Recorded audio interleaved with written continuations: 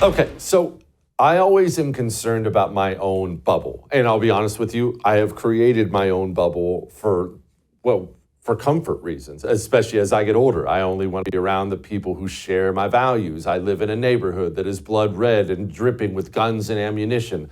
When I come to work here in the studio, I only hire people who share my values. I don't interview dirty commies on my show because I don't like dirty commies. All this is wonderful for my mental health, but it's not often great for your perspective on elections. I'm looking right now and I see Dome in free fall and Republicans overperforming, and I'm just celebrating preemptively. And so I need Sean to step in here and slap me awake as he often does. Joining me now, host of the amazing Sean Spicer Show, which I'm glad everyone's getting hooked on, as I am. Sean Spicer. Okay, Sean, I'm in my bubble. I can't see outside of my bubble. You're the political guy.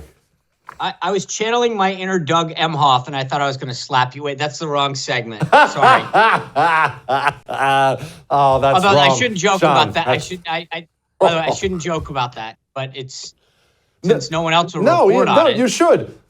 No, you should. Every male feminist is a piece of crap. I've said it many times. The second you get the guy bragging about what a male feminist he is and how much he loves women, there's about a 99% chance he's beaten one or knocked one up when he shouldn't have. And of course, Doug Emhoff just fulfills that. No, you take it away, of course, every time. All right, Sean, the election though. Are we looking good?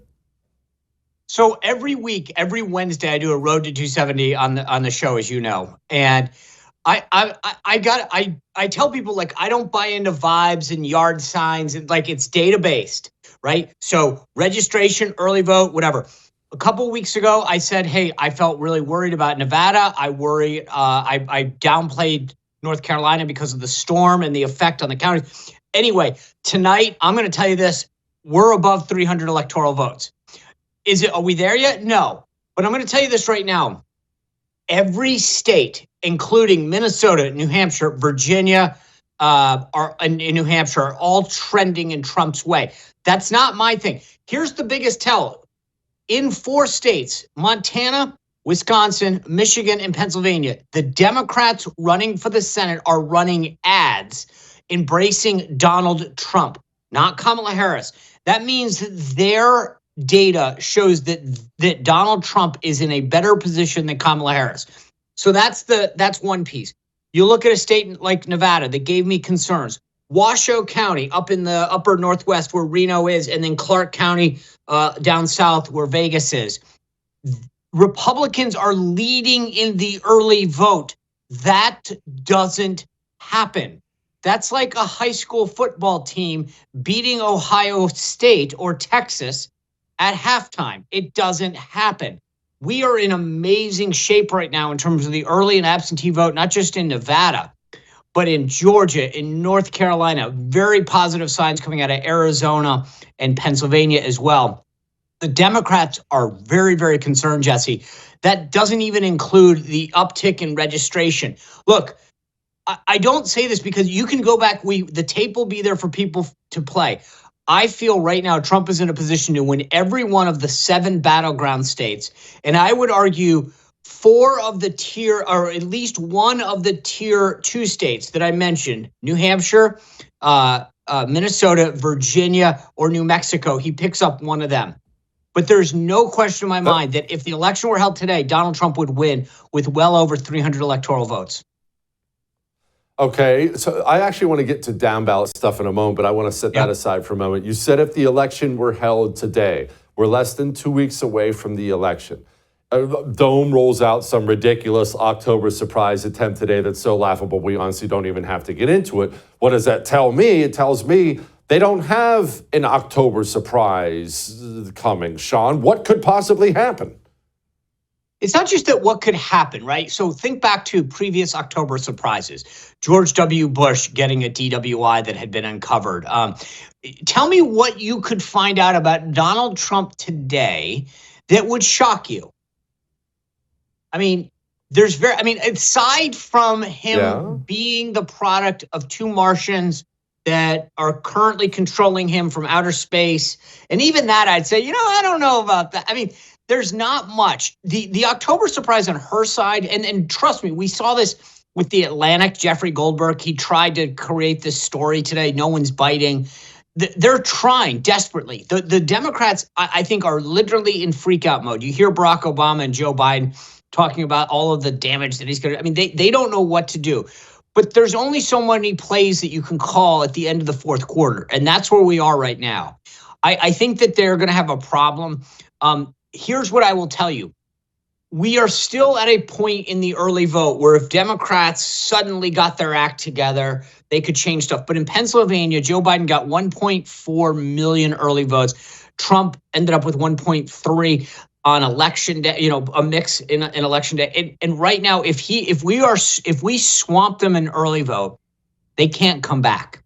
That's a fact. Like Trump likes to say too big to rig.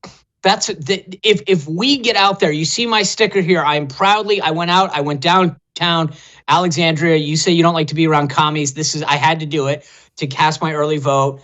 I went into City Hall. I cast my early vote proudly because I want to bank it. Jesse, here's the deal, just for people to understand this.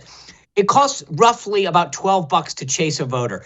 The longer you wait to vote, it costs more, up to on average, about $100. So when Virginia started to vote early, I went down and cast my ballot. I want them to take that, on average, $88 and go chase a lower propensity voter, somebody who only votes maybe one of 4 elections or is a newly registered voter. Get out there, spend your time and money getting that. Stop calling me, stop texting me. I banked my vote. But we are creating something that I have not seen in 30 years of Republican politics, which is we are out there in force voting early. Their share of blacks, of women, not of women, of young people in Detroit, they've got a problem with the Arab community out there. They are in a big problem because the coalition they need to win is falling apart. That is interesting. Okay, so as far as falling apart goes, when it comes to presidential politics, as most people watching know, everyone who watches Sean knows this, there's a presidential race, but then there's a bunch of down ballot stuff that is critically important too. And you can lose the presidency without hurting your party down ballot up to a point. At some point in time, the candidate is so bad and doing so poorly that the candidates underneath him are in mortal danger. The fact you tell me Dems are running Donald Trump ads in swing states tells me there is a real fear that Kamala Harris is going to bring the entire ticket crashing down. Am I overstating that? No. At some point, all of these politicians worry about themselves. Like you've got John Tester in Montana, Casey in Pennsylvania, Alyssa Slotkin in Michigan, and Tammy Baldwin in Wisconsin. They are running ads. So if Donald Trump, let's just say he was running a point ahead of Kamala Harris in one of these states, they wouldn't worry. They'd be like, okay, we'll stay there. When you're running an ad saying, I've worked with President Donald Trump, right? The guy that is the threat to democracy. Suddenly you're running an ad saying, I like Donald Trump. I worked with him. I fought to pass fill in the blank. You know that your candidate's underwater. All of them are on broadcast television running ads talking about working with Donald Trump. They are in panic mode. And I'm going to tell you this for everyone who understands, you brought up down ballot races. I was there at the beginning of the Trump administration. He needs a Senate to get his nominations through. He needs a House to get his policy through. We saw the difference. The second 2 years of Trump, impeachment, stalling on the legislative front. Donald Trump needs this to get through. He knows exactly what to do now. He needs 2 solid years, if not 4, with a solid Republican majority in both houses to get this agenda through and to undermine all of the bad work that this administration has put through policy-wise. So I'm telling you, I have this right now, Republicans at 55. So let's just real quickly on the Senate. It's 49-50 right now. They're losing a seat. They're going to pick up West Virginia. That's Joe Manchin, is the retiring Democrat. Jim Justice, the current governor, running for Senate as a Republican. That's a pickup. Montana, Tim Sheehy will beat John Tester. That's a pickup in Montana. Okay, that gets you to 51-49. I think Bernie Moreno beats Sherrod Brown in Ohio. That's 52. And then I predict all 3 blue wall Senate states elect a Republican senator. That gets us to 55. Wow, 55 changes the game. Okay, just real quick before I let you go, Sean, Why Montana? Because I have a special affinity from there. It's where I graduated high school. My mother is still up there in Montana. I love that state so much. It was not, I would say, solidly blue, but it was Max Baucus and dorks like that for most of my childhood. Did Montana just go hardcore right? Because I'm here for it if they did.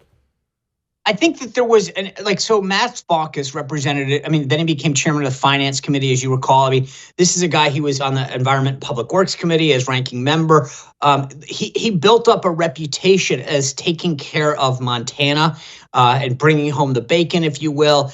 Tester kind of Tester, looked like a Republican. He just didn't vote one. He, had the camo hat and the flannel shirt, what Tim Walz tries to do, although he's dressing up for Halloween as a man this year. I think that Tester knew how to play the game. The problem is that people in Montana got hip to the joke that at some point the policy did matter and you couldn't hide anymore, right? You couldn't pretend to be one person in Montana and one person in Washington, D.C. His voting record caught up with him. Tim Sheehy, retired Navy SEAL, extraordinary sharp businessman, great candidate. And I think, Tester also has had close races. And so finally the roosters are coming home. And this is, the hens are coming home to roost, whatever it is. It's late. Yeah. And so I think that this is the time when it's going to finally come, it's going to matter. And the Dems have cut bait, by the way. They realize they can't save Tester. So they tried to go after Nebraska, Deb Fischer. She's fine there. Then it was Florida and Texas. Right now, we've got two polls showing Ted Cruz up 8 in Texas and 8 points, Rick Scott up in Florida. Republicans are going to hold the only 3 states the Democrats tried to make a play at, and then we're just going to keep picking up. That's why I'm very, very bullish on it. I would thank you for coming to my YouTube channel, but I know how brilliant it is, and I know you love it here. So subscribe and watch. We're going to start really ramping things up and putting some funny stuff, some interesting stuff out there, some collaborations. Either way, my YouTube channel is officially the place to be. So stick around.